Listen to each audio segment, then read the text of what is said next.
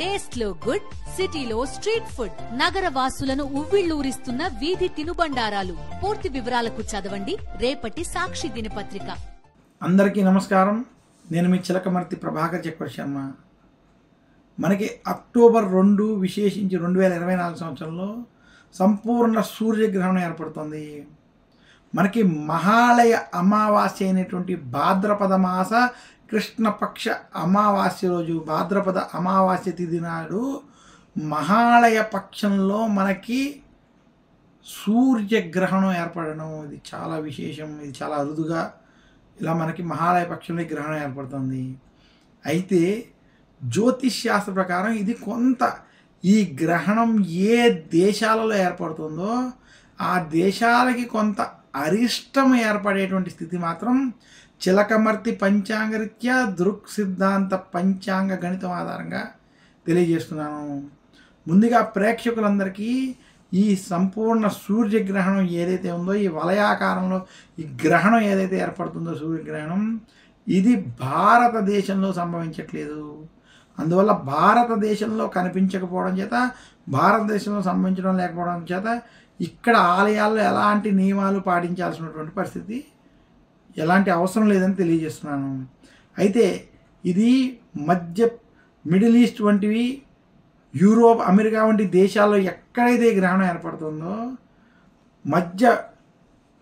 పశ్చిమ దేశాలు ఏవైతే ఉన్నాయో అక్కడ ఈ గ్రహణ ప్రభావం వల్ల ఇంకా యుద్ధాలు వంటివి కొనసాగేటువంటి స్థితి కనపడుతుంది.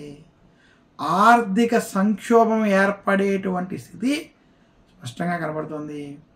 ఈ గ్రహణం ఏ ఏ దేశాల్లో కనపడుతుందో ఆ ఏ దేశాల్లో కొంత అనిశ్చితి, యుద్ధ భయాలు, ఖర్చులు అధికంగా అయ్యేటువంటి స్థితి, గొడవలు ఏర్పడేటువంటి స్థితి కనపడుతుంది.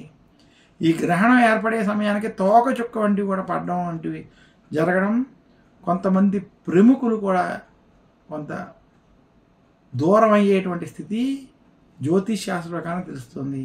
ఏది ఏమైనప్పటికీ మనం భారతీయులం, సర్వే జనా సుఖినో భవంతు అనుకోవాలి. కాబట్టి ఈ సృష్టి అంతా బాగుండాలి, అందరూ బాగుండాలనేటువంటి సంకల్పంతో ఎవరైతే మన భారతీయులు సనాతన ధర్మాన్ని పాటించేటువంటి వారు ఇతర దేశాల్లో ఈ గ్రహణ సమయంలో ఉన్నారో, అందులో ఈ సూర్యగ్రహణం హస్తా నక్షత్రం ఉండగా కన్యా రాశిలో రవిచంద్రుల యొక్క కలయికలో ఈ గ్రహణం అవడం చేత, అందులోనూ భాద్రపద అమావాస్య పితృపక్షాల అమావాస్యలు అవడం చేత కన్యా రాశి వారు, మీనరాశి వారు ఈ గ్రహణాన్ని ఆ దేశాల్లో ఉన్నవాళ్ళు చూడకుండా ఉండాలని మాత్రం సూచిస్తున్నాను.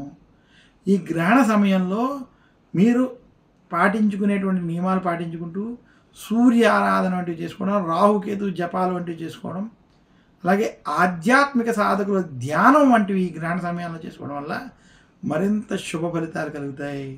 అయితే కొన్ని దేశాల మీద, ఆర్థిక పరిస్థితుల మీద, యుద్ధ వాతావరణాల మీద ఈ గ్రహ ప్రభావం ఉండబోతుందని చిలకమర్తి పంచాంగరీత్యా దృక్ సిద్ధాంత పంచాంగ గణితం ఆధారంగా తెలియజేస్తున్నాను. నమస్కారం. మీ చిలకమర్తి ప్రభాకర్ చక్రవర్తి శర్మ.